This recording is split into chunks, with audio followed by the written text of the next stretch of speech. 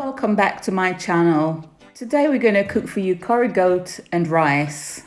First I'm going to clean it up. The butchers normally do it for you if you ask them, but I like to make sure I clean it properly. So I'm squeezing in some vinegar in there.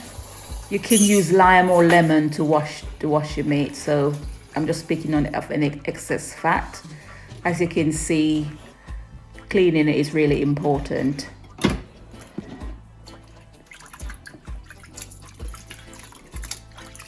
Oh yes, you got to take that pip out. You certainly don't want to be crunching on that when you're eating your curry. So actually I'm using the leg of the goat, so it's less bone. So now I've drained the water off, so I've got that in the bowl, and for now I'm going to season it. Okay, first I'm just going to put some curry powder in. So that's like about 2 teaspoons of curry powder, and I'm going to add some turmeric to it as well.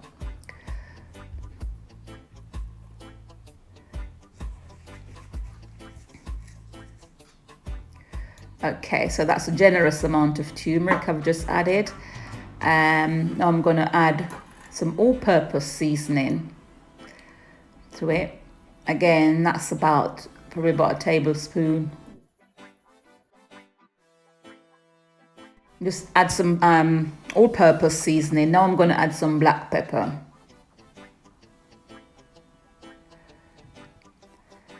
As you might notice, I'm a home cook, so I don't really measure. I just add the ingredients. So we're adding now some cut up onions and red and yellow peppers. Put some thyme in. So I've got 3 pegs of garlic, which I'm going to grate that in my curry. And you can crush it, but I'm grating it. I prefer it grated because I don't want to bite on a piece of garlic when they're eating, so I grate it, and that's just perfect.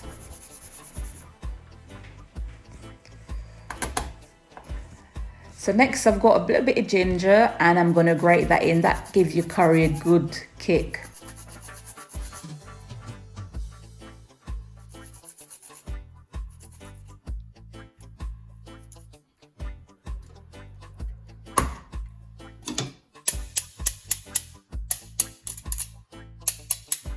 Next, we're going to put a slice of a Scotch Bonnet pepper in there. Just make sure it's not too hot because we don't want to overpower it. And some pimento seed, and some people call it allspice, but we call it pimento.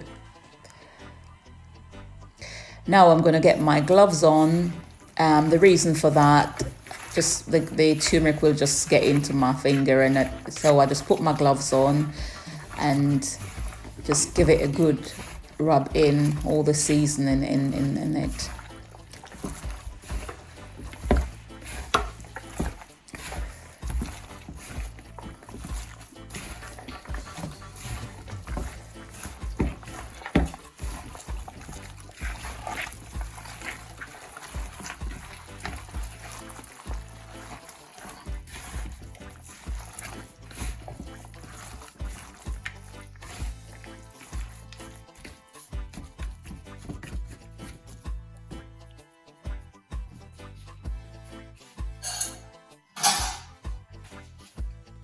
I'm just going to put that away to marinate. So it's more flavoursome when you marinate it, and just leave it for a while to get all the flavours, and it tenderizes it as well. So I'm covering that up, and I'm going to put that away. So I'm going to leave that in the fridge overnight if you have time. So for that, so now I'm going to be cooking it. So I just put a small amount of oil in the pan. Again, I'm using olive oil. You can use vegetable oil, rapeseed oil, any oil that you choose that you've got in your larder. Just use whatever you choose. So I'm just going to put it in the pan slowly, because I must say, if you try to throw that in and it's splash, that, you know, that could really burn you. So just little by little and just put it in.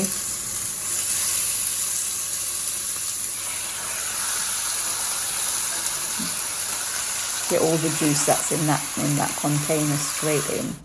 I'm just going to put the lid on it and just leave it for a little while. So what I'm doing there is just going to really take in the flavors. You know, haven't added any water to that yet, so I'm just going to stir that up. So the meat will normally sweat quite a bit for juice, so that will also give the color of the seasoning. Now I'm going to pour some water in it from the kettle. I'm going to put a generous amount, bring it right up. I'm going to put the lid on. I'm just going to leave that to cook. So cook until tender.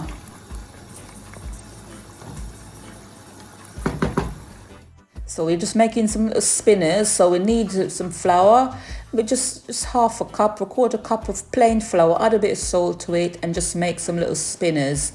The dumplings, what we call them, spinners. So just made from plain flour and salt and water. And what that will also do as well, that will help to thicken the gravy as it cooks down.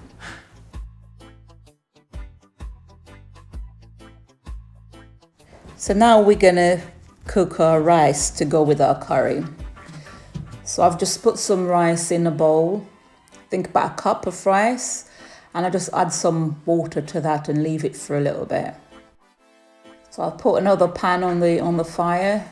I pour the rice in, put some onion in. I'll also add half a tablespoon of butter to the rice. And now I'll cover that and bring it up to the boil.